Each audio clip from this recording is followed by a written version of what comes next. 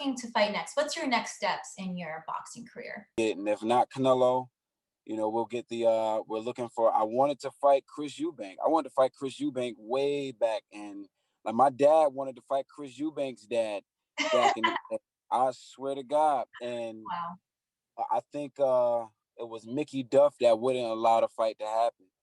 And a lot of the British fighters are, you got to give it to them, they have great management and they're very protected. A lot of those guys in the UK, they're very protected. Even when I came over there to fight Billy Joe Saunders, like, that wasn't a fight that was given to me off the strength of anything. Like, I had to sit on a bench for a year. And the only reason why I got that fight is because his original opponent, Avtendil Hortsitze, got caught up on a RICO charge.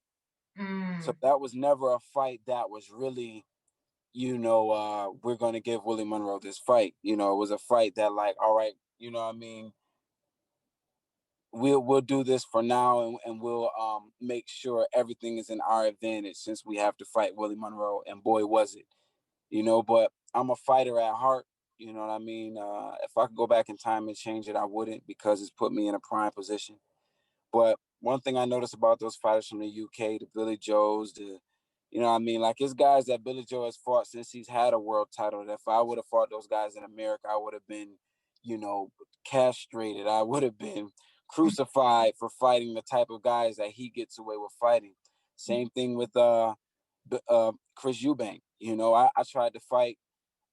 We tried to get Deverenchenko. We couldn't get him. We tried to get Matt Korobov. He wouldn't fight us, but he fought Chris Eubank. We try to get all of these guys, man, and they, it's just like these sparring partners. They don't want to fight a southpaw. They don't want to fight a tricky guy. They don't want to fight a guy with supreme confidence. You know what I mean? They want to fight a guy that they can look at and tell, okay, I'm going to go in here and win. You know what I mean? It's the same thing with the Charlo dude. You know what I mean? He fighting these blown up junior middleweights, and then he fought Deverenchenko. But this is after Deverenchenko had been beat up on seriously by Triple G and Danny Jacobs. You know what I mean? And then you can go and look at what happened between Gabe Rosado and Danny Jacobs. Danny Jacobs, a two-time world champion, had 8-10 weeks to get ready for Gabe Rosado. Look what happened. You know what I mean? Before I even came close to getting a title, I fight I had a title opportunity, but I fight Gabe Rosado on a 3.5-week notice, and look at the margin. If you go to and look at all three judges had it. 2 judges had it 9-3. 1 judge had it 10-2.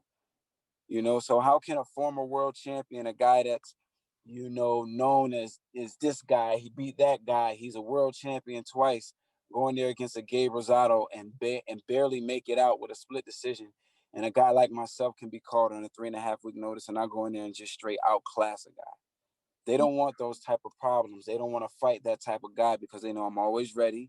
They know I have a tremendous skill set, and they know that if they don't have the political barriers and the political, power that such guys like a Triple G or a Billy Joe Saunders has, and this is to take nothing away from them because they're both fighters, but people know that if we don't have those type of reservations inside of our business, we're not going to beat that guy. You know what I mean? Then they try to label you as a high risk, low reward, but then they get out here on TV or in these interviews and act tough.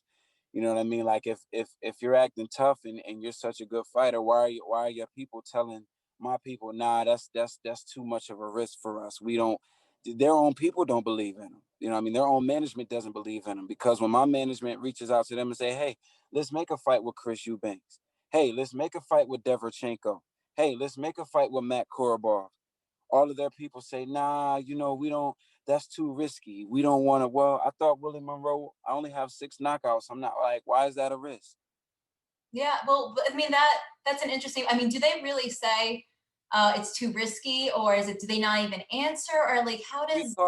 We tried to get the Sauerland brothers or whoever that was, the Sauerland group, to get us to fight with since Eubank has went back with them. The only thing we've heard is that's kind of risky.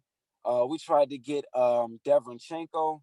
His management told another close friend, and I got the screenshot email We don't want him fighting any southpaws. Like that's too risky. He's not good with southpaws. We don't want him. We just, especially not a southpaw like Willie Monroe. It's just too risky. Matt Korobov, people turn me down off the rip. Like, nope, we don't want to fight.